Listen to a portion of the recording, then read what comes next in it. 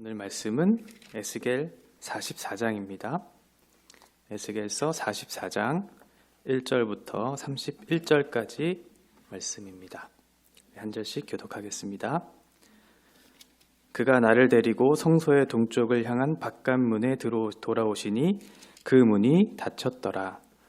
여호와께서 내게 이르시되 이 문은 닫고 다시 열지 못할지니 아무도 그리로 들어오지 못할 것은 이스라엘 하나님 나 여호와가 그리로 들어왔음이라. 그러므로 닫아둘지니라. 왕은 왕인 까닭에 안길로 이 문 현관으로 들어와서 거기에 앉아서 나 여호와 앞에서 음식을 먹고 그 길로 나갈 것이니라. 그가 또 나를 데리고 북문을 통하여 성전 앞에 이르시기로 내가 보니 여호와의 영광이 여호와의 성전에 가득한지라.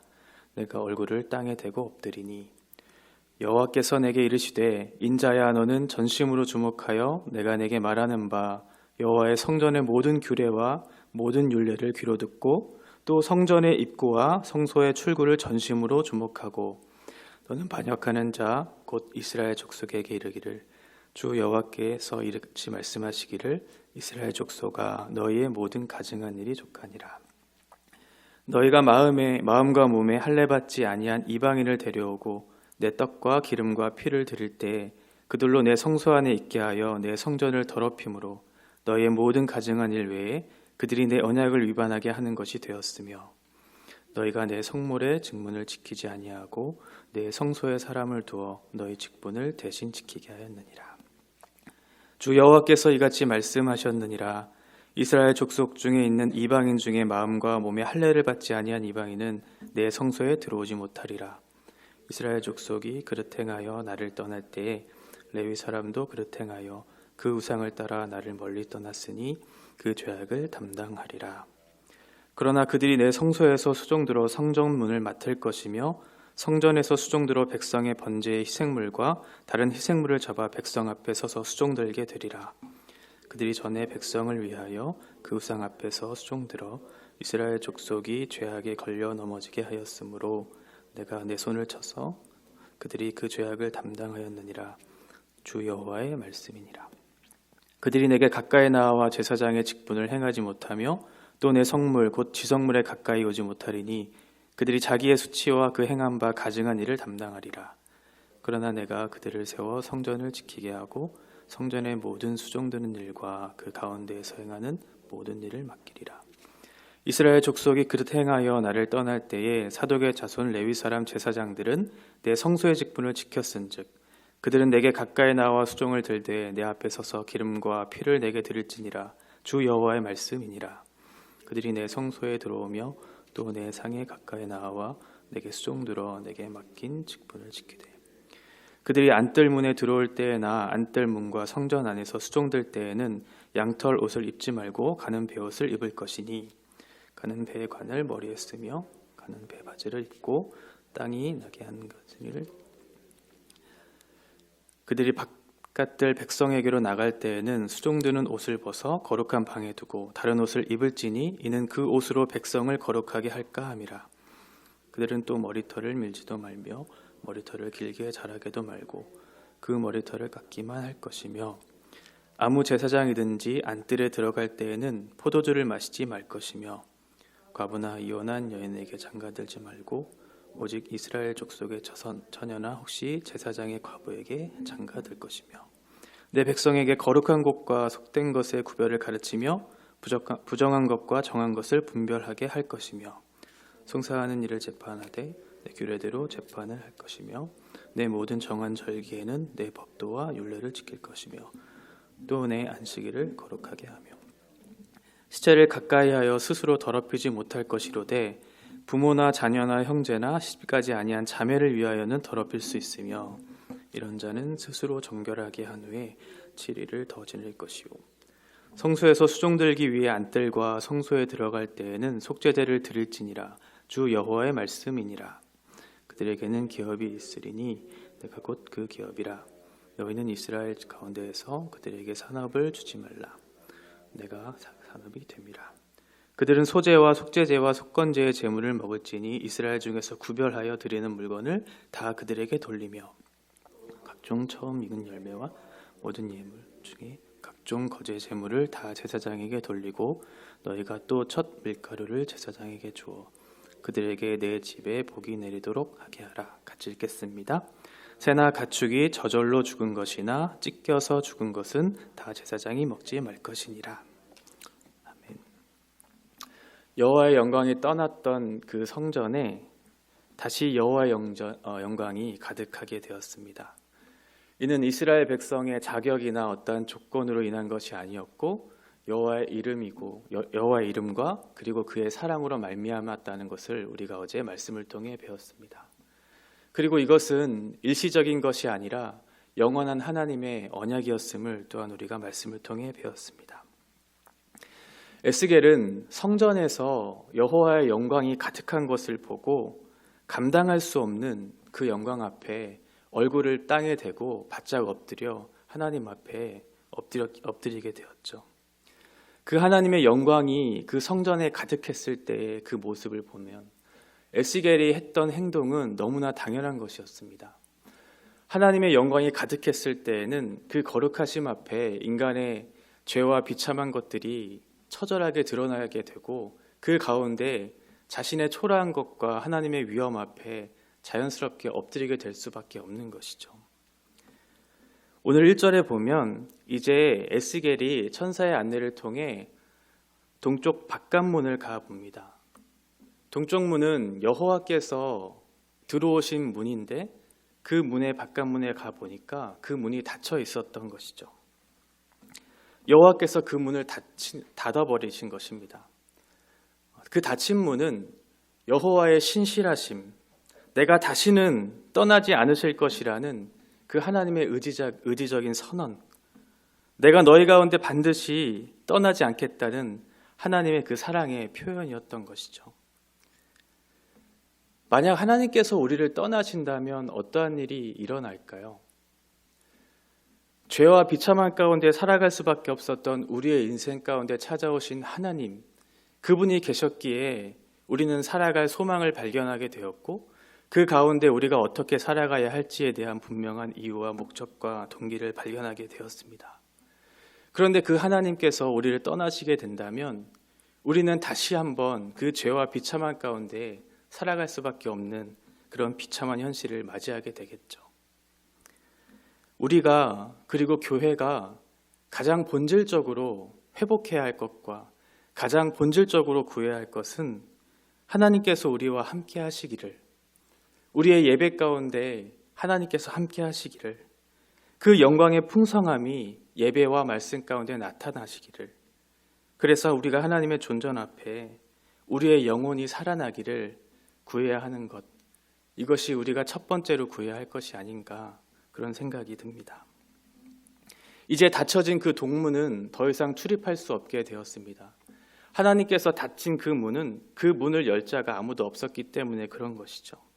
그런데 동문 현관에는 오직 왕만이 감사제에 드렸던 그 희생 제물의 음식을 먹을 수 있도록 그곳에 거할 수가 있게 되었습니다. 왕은 왕이었기 때문에 특별한 권리를 가지고 있었던 것이죠. 그런데 왕의 특별한 권리도 있었지만 왕이 안뜰에 들어가지 못했다는 것은 결국 왕도 그 권리에 대한 제한이 있었음을 우리에게 얘기해주고 있습니다. 포로기 이전에는 왕이 성소에 들어가 그 성소에서 그 하는 모든 예배 행위, 그것들을 자신의 영역인 것처럼 마음껏 그렇게 사용했었던 것을 우리가 말씀을 통해 볼 수 있는데, 이제는 그런 것에 제한을 두는 것이죠.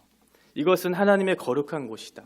하나님의 영광이 가득 찬 곳이기 때문에 너가 아무리 왕이라도 함부로 할 수 없는 곳이다 라고 하는 것을 하나님께서 가르쳐 주고자 했던 것 같습니다.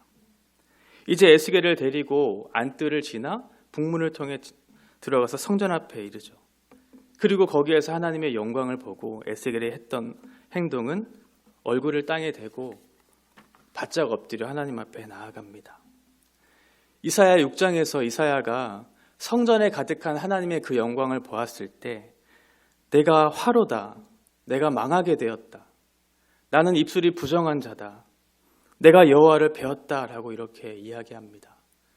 이사야 선지자도 그 성전에 가득한 여호와의 영광을 보면서 감히 내가 갈 수 없다라는 사실을 느꼈던 것이죠. 죄를 가진 인간의 마음에는 하나님 앞에서의 그런 두려운 마음이 있는 것이에요. 거룩하신 하나님 앞에 감히 내가 설 수 없는 존재라는 사실을 깨닫게 되는 것이죠. 그래서 그분의 어미 앞에 바짝 엎드려서 하나님 앞에 나아가는 것입니다. 그래서 우리의 죄를 회개하고 하나님의 도우심이 없이는 우리가 살아갈 수 없는 죄인이다라고 하는 사실을 하나님 앞에 고백하게 되고, 그렇게 하나님의 긍휼을 구하고 하나님의 은혜를 구하면서 살아가게 되는 것이죠. 하나님, 저는 하나님 앞에 살아갈 수 없는 존재입니다. 하나님, 저를 불쌍히 여겨주십시오. 이러한 겸손한 태도로, 그리고 간절한 마음으로 하나님 앞에 나아가는 것, 이것이 하나님 앞에서의 신자의 올바른 태도입니다. 그런데 6절에 보면 이스라엘은 그렇게 하지 못했어요. 하나님께서는 이스라엘의 과거의 죄에 대해서 책망하고 계시죠. 이방인들을 성전의 일들을 맡기게 하심으로 그 성전을 더럽혔다라고 하는 것이에요. 거룩한 성전에는 마음과 몸의 할례를 받지 못한 이방인이 성전에 들어올 수 없었는데 그들이 들어와서 그 일들을 했다라는 것이죠. 예레미야 4장 4절의 말씀을 보면 유다와 예루살렘 사람들에게 너의 마음 가죽을 베고 나 여호와께 속하라. 그렇지 않으면 너희 악행으로 인하여 나의 분노가 불같이 일어나 너희를 살릴 것인데 그것을 끌 자가 없을 것이다 라고 말씀하고 있어요. 마음에 할례 받지 못한 것을 하나님께서는 악행이라고 그렇게 표현하고 계시거든요. 하나님의 성소에서 이스라엘 백성에게 맡겨주신 그 직무를 이제는 이방 사람들에게 맡긴 것이죠. 여호수아 9장 27절에 보면 기브온 족속이 제단을 돌보는 일을 하도록 맡겼다고 그렇게 얘기하고 있고, 열왕기 하 11장 4절에 보면 가리 족속이 성전을 지키는 일을 하도록 맡긴 것을 말씀해주고 있죠. 그러니까 이스라엘 백성들은 하나님께서 맡겨주신 그 직무에 대해서 자신이 해야 할 그 책임을 다하지 않고 이방인들에게 그것을 맡겨버린 거예요. 마음과 몸의 할례를 받지 못한 부정한 그 민족들에게 그 하나님의 거룩한 성소를 맡겨버린 것이죠. 그러니까 하나님께서는 그것들을 그대로 내버려두지 않고 과거의 죄를 물으시면서 이스라엘 족속들에 대한 그 죄에 대한 책임을 묻고 계시는 것입니다. 그런데 그것은 이스라엘 백성들뿐만 아니라 10절 이하에 보면 레위 사람들의 죄도 같이 그들도 예외가 아니었음을, 그들이 함께 죄를 지었음을 얘기해주고 있어요. 제사장의 역할을 해야 했던 레위인들, 그들 또한 자신의 직무를 잘 감당하지 않았던 것이죠.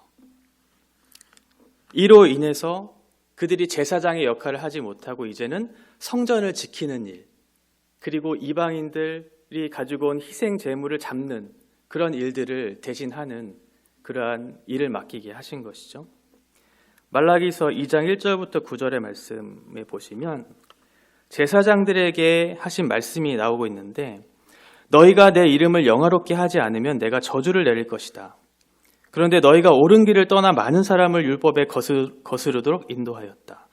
그러므로 내가 백성 앞에서 멸시와 천대를 당하게 하였다고 기록하고 있습니다. 그러니까 하나님께서 맡겨주신 그 직무를 업신여기고 율법을 떠나서 죄를 짓도록 백성들을 인도한 것, 이것은 결코 가벼운 죄가 아니었죠. 그것으로 인해서 이스라엘 백성들이 우상 숭배를 했고 하나님을 대적하는 죄를 범하게 되는 그러한 결과를 맞이하게 되었던 것이죠. 하나님께서 각자에게 주신 직분을 우리는 귀하게 여길 필요가 있습니다. 그리고 귀하게 여길 뿐만 아니라 그것을 충성되이 감당해야 할 필요가 있는 것이죠. 그것을 소홀히 여기게 되면, 불순종하게 되면 하나님께서는 그것을 더 이상 우리들에게 맡기지 않으실 수도 있어요. 지금 나에게 주신 사명, 결코 하찮게 여기면 안 되는 것이죠. 그 작은 일에도 충성을 다하는 사람들이 되어야 하는 것입니다. 내가 무슨 직업을 가지고 있느냐가 중요한 것이 아니라 작은 일에도 그 가운데 하나님께서 나에게 주신 사명이 무엇인지를 발견하고 그 가운데 하나님이 주신 그 직무를 최선을 다해 충실히 하나님이 기뻐하시는 뜻대로 그것들을 감당해야 하는 것입니다. 모든 사람이 다 선교지에 가서 복음을 전할 수는 없고 모든 사람이 다 사역자가 돼서 말씀을 가르칠 수는 없지만 각자의 주어진 자리들이 있잖아요. 아이를 키우는 부모는 그 아이가 하나님 앞에 바르게 설 수 있도록 잘 자라게 할 수 있도록 그렇게 양육하는 것이 하나님께서 그 사람에게 맡겨주신 사명일 것이고 각자의 직업 가운데 그것을 통해 하나님을 증거하고 그리스도의 복음을 나타내는 하나님의 사람을 전하는 그러한 일들이 각자에게는 중요한 사명이 될 수 있겠죠. 구별된 백성으로서의 삶을 살아가는 것, 그것이 하나님께서 가장 기뻐하시는 삶인 것입니다. 이스라엘 백성들과 레위 제사장들은 그렇게 살지 못했지만 15절 이하에 보면 사독 계열의 제사장들은 하나님의 말씀에 순종해서 신실해서 그 제사장으로서의 직분을 잘 감당했다고 얘기하고 있어요. 그러면서 17절부터 27절까지는 제사장으로서 지켜야 할 규례들에 대해서 설명해 주고 있죠. 17절부터 성전 안에서 수종을 들 때 두꺼운 양토를 입지 말고 가는 베옷을 입고 그 일을 하라고 얘기하고 있습니다.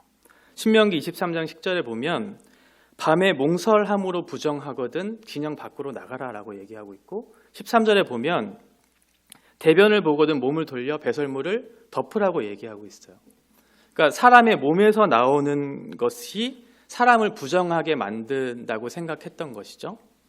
그러니까 땀도 몸에서 배출되는 것이잖아요. 그러니까 이것도 제사장의 직분을 수행할 때는 바람직하지 않았다고 생각했던 것 같아요. 그러니까 땀이 나지 않도록 가는 베옷을 입게 했던 것이죠. 그리고 수종될 때 옷은 안뜰에 있는 거룩한 방에 놓도록.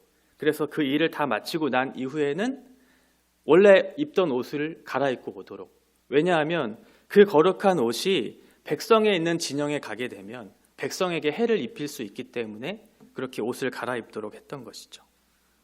그리고 20절에 보면 머리털을 밀지 말라고 얘기하고 있어요. 머리털을 민다는 것은 죽은 사람들을 애곡할 때 하는 그런 행위거든요.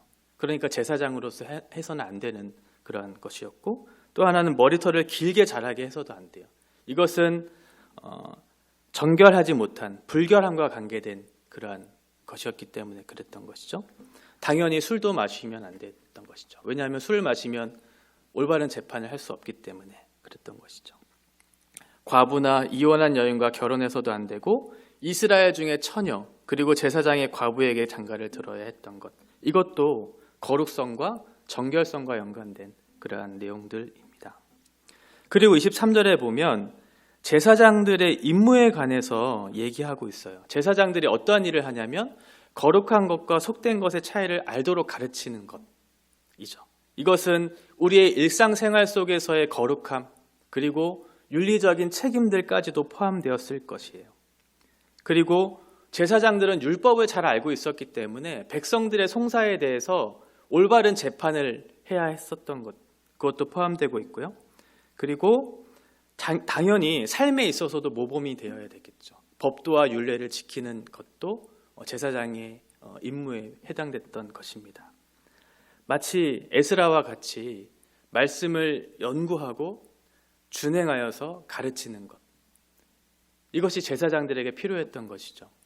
말씀을 연구해서 말씀을 가르치는 것이 아니라 말씀을 연구해서 내가 그 법도와 규례를 지킴으로 준행함으로 내가 살아낸 그 삶을 통해서 가르치는 것이죠. 그것이 제사장들에게 필요했던 것입니다. 말로만이 아니라 삶으로서 가르쳐야 된다라는 것이에요.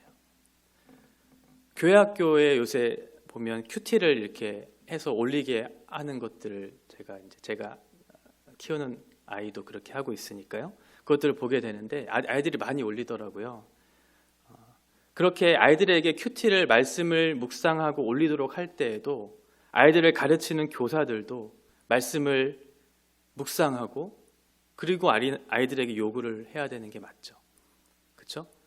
본인들의 말씀을 연구하지 않는데 아이들에게 무조건적으로 가르치는 것은 잘못된 태도일 수 있죠.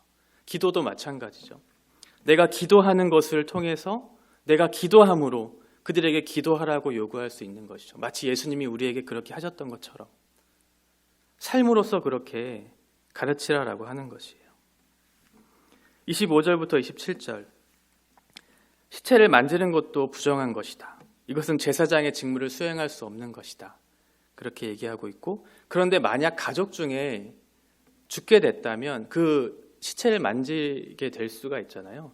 그때에는 정결의식을 치르고 난 이후에 7일간을 보내고 자신의 몫으로 자신의 죄를 정결하게 하기 위해 속죄제를 지내고 난 다음에 제사장의 직무를 감당해라 라고 하는 것이죠. 이렇듯 27절까지의 말씀은 제사장이 지켜야 할 규례들에 대해서 설명해 주고 있는데, 거룩하신 하나님 앞에 나아갈 때에는 이처럼 엄격하게 자신을 점검하고 나아가도록 규정하고 있습니다. 우리가 예배할 때도, 우리가 성찬식을 행할 때도, 그리고 우리의 모든 일상생활에서까지도, 우리가 하나님의 말씀을 따를 때에도 자신을 이처럼 점검하고 하나님의 말씀에 내가 합당한 삶을 살고 있는지에 대해서 돌아보면서 그렇게 하루하루를 살아가야 할 필요가 있는 것이죠. 마지막 28절부터 31절까지입니다. 제사장들의 기업에 대해서 얘기해주고 있는데요.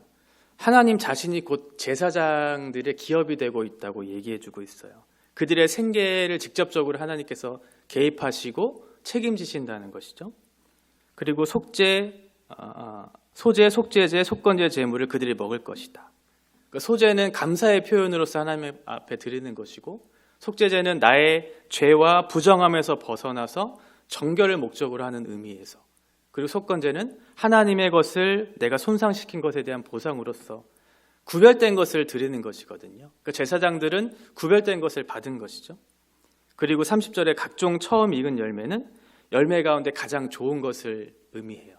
그러니까 가장 좋은 것, 그리고 구별된 것을 제사장들에게 드렸던 것이죠. 그리고 마지막 31절은 제사장들이 불결한 고기들이나 저절로 죽거나 찢겨 죽은 그런 것들을 먹으면 안 된다. 이것 또한 제사장들의 어떤 정결에 대한 것들을 얘기해주고 있는 것이죠. 말씀을 정리해 보면 오늘 말씀은 우리에게 두 가지 정도의 교훈을 주는 것 같아요. 첫 번째는 여호와의 영광이 떠난 것은, 그 성전을 떠난 것은 이스라엘의 죄 때문이잖아요. 그런데 다시 한번 하나님의 이름 때문에, 하나님의 사랑 때문에 그 성전으로 돌아와서 여호와의 영광이 가득했던 것이죠. 만약 이스라엘 백성들이 그 죄를 계속해서 지었다면, 물론 하나님께서는 그것도 긍휼히 여기시고 돌아왔겠지만, 하나님께서는 그 죄를 가증하게 여기셨기 때문에 그 성전을 떠난 것이거든요. 마찬가지로 우리들도 하나님 앞에서 우리의 자신을 돌아볼 필요가 있는 것 같습니다. 먼저 우리가 하나님 앞에 정직하게 우리를 세우고, 내가 그 자신 앞에 내가 어떠한 인생인지 나의 모습을 발견하고, 그 가운데 죄가 있다면 하나님 앞에 회개하고 그 앞에 겸손함으로 엎드려서 하나님의 긍휼을 구하는 것이죠. 하나님, 저를 불쌍히 여겨주십시오. 하나님, 저는 은혜가 없이는 살아갈 수 없는 인생입니다. 그렇게 하나님 앞에 납작 엎드려서 나의 죄를 통회하고 나를 불쌍히 여겨달라고, 하나님이 없이는 우리는 살 수 없다고, 그렇게 하나님의 뜻을 구해야 하는 것이죠. 그래서 여호와의 영광이 우리를 떠나지 않도록 하나님 자신을 구하는 기도가 첫 번째 기도여야 할 것 같아요. 다른 많은 것들을 구해야 할 것들도 있지만 우리가 첫 번째로 구해야 할 것은 하나님 자신을 구하는 것. 하나님 자신이 내 안에 들어오시도록, 나를 통치하시도록, 그리고 우리의 예배 가운데, 우리의 삶 가운데 그 하나님의 통치와 다스림이 우리 가운데 있기를 그렇게 간절히 기도하는 것, 그것이 우리의 첫 번째 기도 제목이어야 할 것 같습니다. 그리고 두 번째는 우리에게 주신 사명이 결코 작지 않다. 이스라엘 백성들은 하나님께서 맡겨주신 그 직무가 얼마나 값지고 귀한 것인지 생각하지 못하고 그 직무를 다른 이방인들에게 맡겨버렸죠. 그래서 그 거룩한 성전을 더럽히고 결국은 그것으로 인해서 하나님이 떠나는 결과를 맞이하게 되었습니다. 우리가 기억해야 할 것은 이 직분이, 이 직무가, 우리의 사명이 결코 소홀히 여겨서는 안 되는 아주 존귀하고 귀한 것임을 우리가 잊지 않아야 한다라는 것이죠. 우리를 제사장 나라로, 우리를 거룩한 백성으로 부르신 하나님, 그 하나님 앞에 우리가 어떻게 살아가야 할지를 하나님 앞에 기도하고 뜻을 구하고 그렇게 살아가야 한다라는 것이죠. 우리 한 사람 한 사람이 제사장 나라, 거룩한 백성으로서 부르신 하나님의 사람들임을 기억해야 합니다. 그래서 우리의 삶을 통해서 하나님을 증거하고 그것을 통해서 여호와의 이름을 높이고 여호와의 영광을 드러내서 그 가운데 하나님의 영광이 충만하도록, 이 세상 가운데 편만하도록 그렇게 우리를 부르신 사명을 따라 살아가야 한다는 사실을 이 말씀을 통해 우리에게 가르쳐 주시는 것 같습니다. 하나님의 영광이 우리의 삶 안에 충만히 임하기를, 그리고 우리에게 맡겨주신 삶을 충성되이 살아가서 하나님의 거룩을 드러내고 그 영광의 충만한 가운데 살아가는 그러한 저와 여러분의 삶이 되기를 간절히 소망합니다. 기도하겠습니다. 거룩하신 하나님 아버지, 은혜를 감사합니다.